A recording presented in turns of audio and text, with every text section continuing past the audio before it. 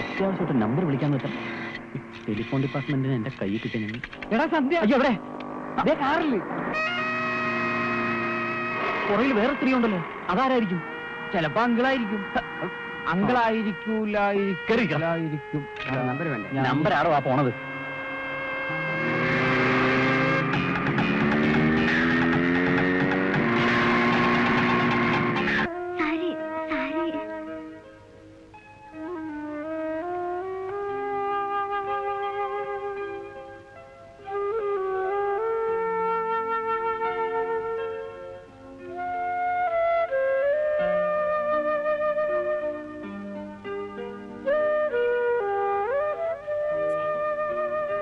നീ ചെല്ലടാ, മിണ്ടായിരിക്കും. എന്നാ ഞാൻ ചെല്ലാം, മിണ്ടായിരിക്കാം. സന്ധ്യ ഫ്രീ ആയിട്ട് അവിടെ നിൽക്കണം ആന്റി. അപ്പൊ സന്ധ്യനെ വിട്ടാ അതല്ല ആന്റി കാണൂന്ന്. ഒന്ന് ചെല്ലണെങ്കിൽ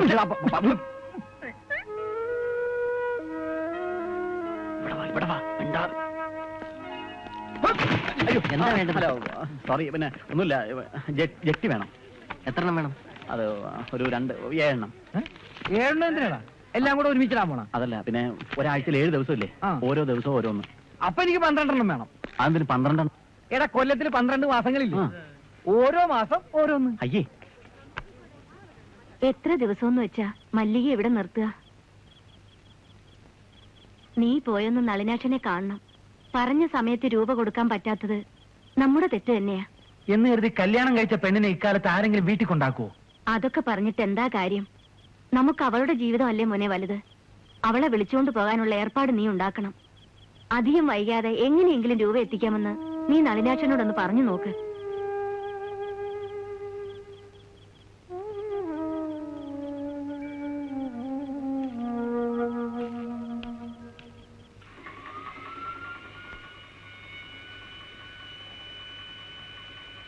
ഞാൻ അളിയനെ ഒന്ന് കാണാൻ വന്നതാ.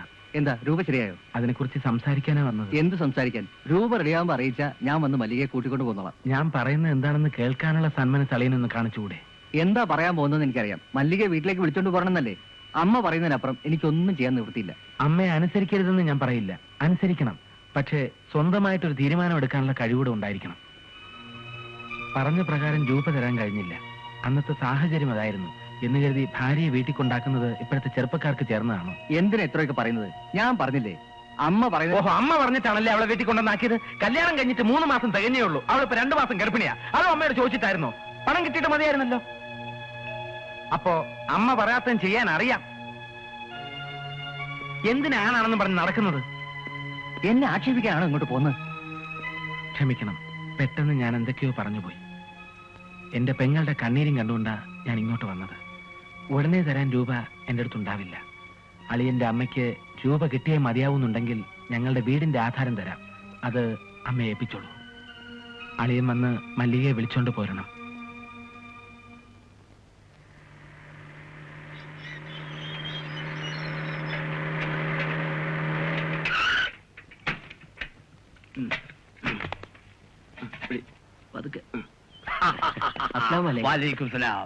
ഇന്ന് നമ്മുടെ പെരുന്നാളായതുകൊണ്ട് എല്ലാവരും ബേഷായിട്ട് ബിരിയാണി കഴിക്കണം. പുറത്തു നിന്ന് കൊണ്ടുവരുന്ന ഭക്ഷണം ആർക്കും കൊടുക്കാൻ പാടില്ലെന്നാണ് ഇവിടുത്തെ നിയമം. പിന്നെ കാതർവായി മിനിസ്റ്ററെ കൊണ്ട് പറയിപ്പിച്ചത് കൊണ്ടാണ് സമ്മതിച്ചത്. ഓന് വിവരമുണ്ട്. ഇതൊരു കാര്യം, ഇത് ടെസ്റ്റ് ചെയ്യാതെ ആർക്കും കൊടുക്കാൻ പാടില്ല. അതിനെന്താ, ആദ്യം സാറ് തന്നെ കഴിച്ചു നോക്കൂ. സാറിന് പേടിയുണ്ടെങ്കിൽ നമ്മൾ കഴിച്ചു കാണിച്ചു തരാം. നല്ല ബെസ്റ്റ് ബിരിയാണി. എല്ലാ സാറന്മാർക്കും പുള്ളികൾക്കും വിളമ്പി കൊടുക്കണ. വയറ് നിറച്ചു തിന്നട്ടെ. ഉണ്ണീനി ഹോസ്റ്റലിലേക്ക് വന്നാ അന്ന് എന്നെ അവിടെ ഇറക്കി വിടും. അതെന്തിനാ? അമ്മ വന്നപ്പോ ഉണ്ണി എവിടേക്കാ ഓടിക്കറിയെന്നറിയോ? ഒരു മുറിയിലേക്ക്. അയ്യോ, അവരാരാന്നറിയോ? ഒരു സ്ത്രീ. അവരാ പുതിയ വനിതാ SI. അയ്യോ, ചുമ്മാതല്ല ആ സ്ത്രീ ഇത്ര ധൈര്യമായിട്ട് വാതിലും തുറന്നിട്ട് ഒറ്റയ്ക്ക് ഇന്ന് ഡ്രസ് ചെയ്തുകൊണ്ടിരുന്നത്. അല്പസമയം മുമ്പെങ്ങാനും ഞാൻ അവിടെ കയറി. സന്ധ്യ നേരിട്ട് കാണാൻ എന്താ ഒരു മാർഗം? അത് വളരെ ബുദ്ധിമുട്ടാ. എസ്കോട്ടായിട്ട് ഒരു ആന്റി ഇമ്പോർട്ട് ചെയ്തിട്ടുണ്ട്. അവരെ ഒരു ദിവസം ഞാൻ കണ്ടു. ആ കാഞ്ഞിരപ്പള്ളി കല്യാണം നടക്കാതിരിക്കാൻ എന്താ ഒരു വഴി? ആ കല്യാണം നടക്കാതിരിക്കാൻ ഞാൻ നോക്കിയിട്ട് ഒരൊറ്റ വഴിയെ കാണുന്നുള്ളൂ. എന്താ അത്? ഉടനെ തന്നെ നീ സന്ധ്യയെ കല്യാണം കഴിക്കുക. അയാളെ പൂട്ടാൻ വന്നതല്ലേ? മിണ്ടരുത്. പല മണ്ടത്തരവും വിളിച്ചു കൂവിയാൽ ഇടിയുടെ പെരുന്നാളായിരിക്കും. ഇപ്പൊ തന്നെ നിന്റെ മോന്ത വല്ലാത്ത ഷേപ്പിലായിരിക്കുന്നത്. ഇനി ഷേപ്പ് മാറ്റണോ? വേണ്ട, ആ തടിയന്മാരെ ആങ്ങളമാരകത്തുണ്ടാവും. അവന്മാരങ്ങ് ഫിനാൻസ് കമ്പനിയിലല്ലേ ഇരിക്കുന്നത്. നിന്റെ കാര്യം കൊണ്ട് ഞാൻ അകത്തേക്ക് ചെല്ലാൻ പറഞ്ഞു.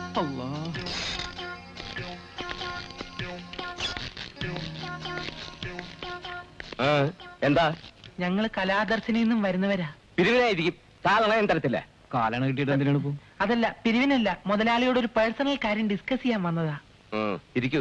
വേണ്ട, ഞങ്ങളിവിടെ ഇരുന്നോളാം. എന്താ?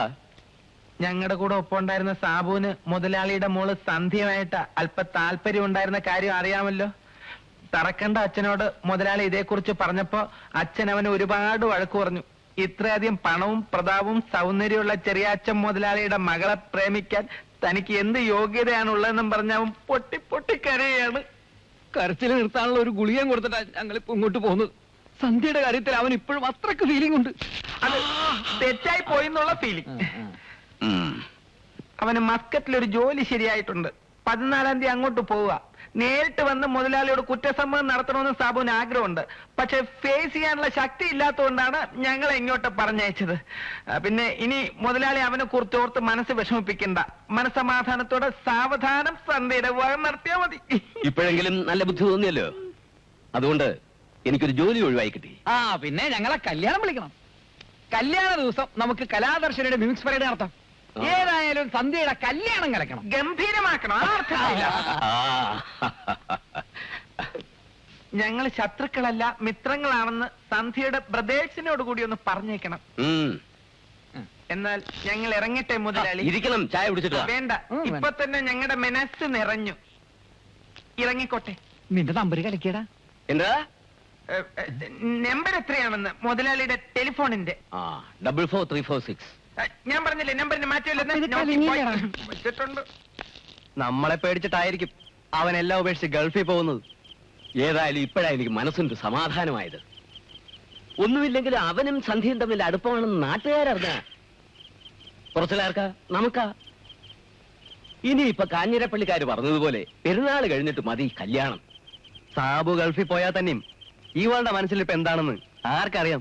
ഓ, അവൻ ഇവിടുന്ന് പോയാ പിന്നെ കുറെ കഴിയുമ്പോ താനെ അവൾ അതങ്ങ് മറക്കും എന്ന് കരുതി ഇവളെ ഒന്ന് സൂക്ഷിക്കുന്നതല്ല. തൽക്കാലം അവൻ ഗൾഫിൽ പോകുന്ന വിവരമൊന്നും അവൾ അറിയണ്ട. പിന്നെ ഒരു കാര്യം, നമ്മൾ കൂടുതൽ സ്ട്രിക്റ്റ് ആകുമ്പോഴാ അവക്ക് വാശി കയറുന്നത്.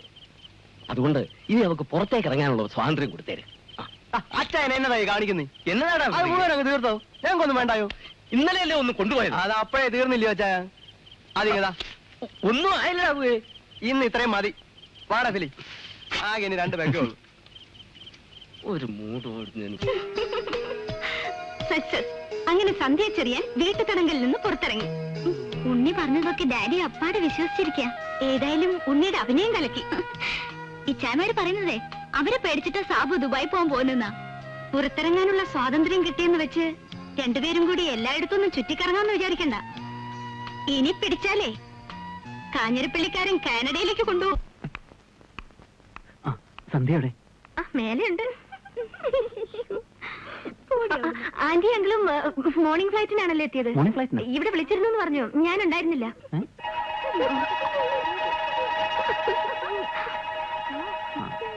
അതെ അതെ, മോർണിംഗ് ഫ്ലൈറ്റിനാണ് വന്നത്. ഇന്നലെ രാത്രി 10 മണിയായി കാണും.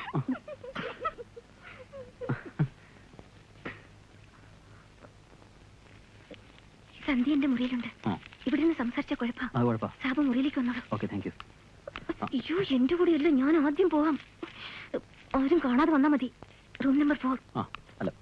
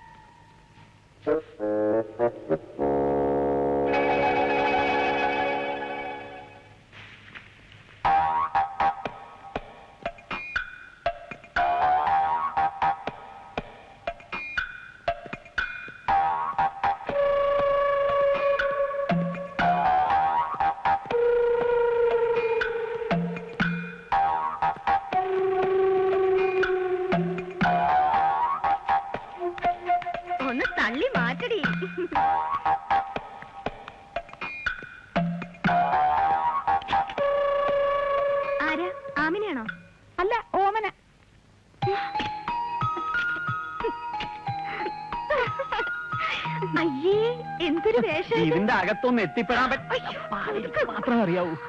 എന്റെ ഈശ്വര, രണ്ടാൾക്ക് എന്താ സംസാരിക്കാനുള്ളതെന്ന് വെച്ചാൽ പെട്ടെന്ന് സംസാരിച്ചിട്ട് പോകാൻ നോക്ക്. 5 മിനിറ്റ് സമയം തരാം. ഒരു 10 മിനിറ്റ് അല്ല, ഒരു 8, 7, 6 വേണ്ട, 5 മിനിറ്റ് തന്നെ മതി. ശരി, എന്നാ ഞാൻ പോട്ടെ. ലത ഇവിടെ നിന്നോളൂ. അയ്യടാ, അത് വേണ്ട, ഞാൻ സെക്യൂരിറ്റി ആയിട്ട് പുറത്ത് നിന്നോളാം. അതെ പോലെ ഇതൂടെ കൊണ്ടുപോയിക്കോളൂ. ശ്ശോ.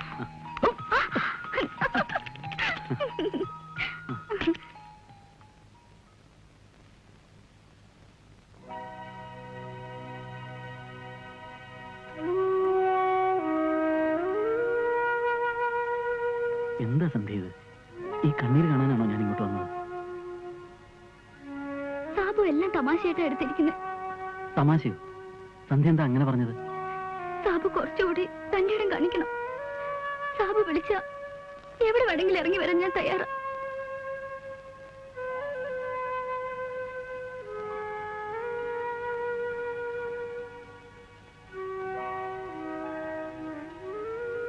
എന്റെ വീട്ടിലെ കാര്യങ്ങളൊക്കെ സന്ധ്യയ്ക്ക് അറിയാമല്ലോ.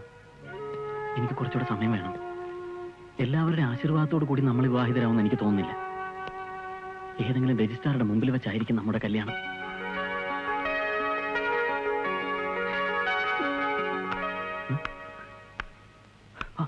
അയ്യോ, ആരോ വരുന്നുണ്ട്. മിണ്ടല്ലേ. ഈ ഉപ്പുമാവ് ഉണക്കാത്തിന്ന് എനിക്ക് മടുത്തൂലേ. നാളെ മുതൽ ഇഡലിയും ദോശയും വേണമെന്ന് നമുക്ക് വാർഡിനോട് പറയാം. അതല്ലെങ്കിൽ നമുക്ക് ഈ ഹോട്ടലിൽ നിന്ന് മാറാം. ഇവിടെ വിസിറ്റേഴ്സിന് വരാൻ കൂടി സൗകര്യമില്ല. Excuse me. അയ്യോ, മിമിക്രി നമ്പറൊന്നും വേണ്ട, വേറെ ആരും വരില്ല. ഞാൻ ഇവിടെ തന്നെ ഉണ്ട്. അല്ല, ഈ കാൽപെരുമാറ്റം കേട്ടപ്പോ ഞാൻ വേറെ ആരെങ്കിലും ആണെന്ന് വിചാരിച്ചൊരു മെമിക്രി നമ്പർ ഇട്ട് നോക്കിയത്. നടക്കട്ടെ നടക്കട്ടെ. കേട്ടില്ലല്ലേ? അടുത്തിരുന്നു. ലത നമുക്ക് വേണ്ടി ഒരുപാട് ബുദ്ധിമുട്ടുന്നുണ്ടല്ലേ?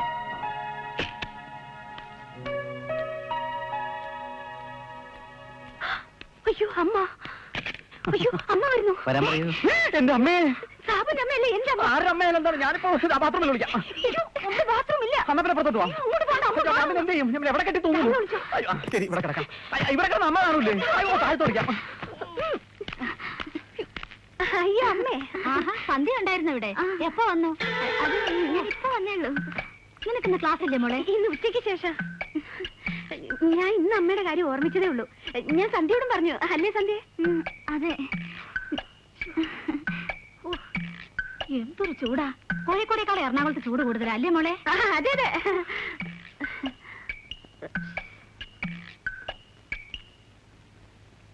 അമ്മ എന്താ ഒരു മുന്നറിയിപ്പും ഇല്ലാതെ പെട്ടെന്ന്? ഞാൻ ഓഫീസ് ആവശ്യത്തിന് ഇവിടെ വരെ വന്നതാ. അപ്പോ നിന്നെ ഒന്ന് കണ്ടിട്ട് പോവാന്ന് വെച്ചു. നന്നായി. അമ്മ മദറിനെ കണ്ടോ? ഇല്ല മോളെ, കുറച്ച് കഴിയട്ടെ. നിങ്ങൾ ഇവിടെ ഇരിക്കേ. അയ്യോ, മദർ ഇപ്പൊ വെളിയിൽ പോവും. കഴിഞ്ഞ പ്രാവശ്യം വന്നപ്പോഴും അമ്മയെ കാണാൻ പറ്റിയില്ലല്ലോ എന്ന് മദർ എപ്പോഴും പറയും. വാ അമ്മേ, നമുക്കൊന്ന് കണ്ടിട്ട് വരാം. ഇന്നലെ ചോദിച്ചു അമ്മ എപ്പോഴാ വരുന്നേന്ന്. വാ അമ്മേ. ഓ, ഈ പെണ്ണിനെ കൊണ്ട് തോറ്റു. നീ ഇവിടെ ഇരിക്കുക, ഞങ്ങൾ ഇപ്പൊ വരാം.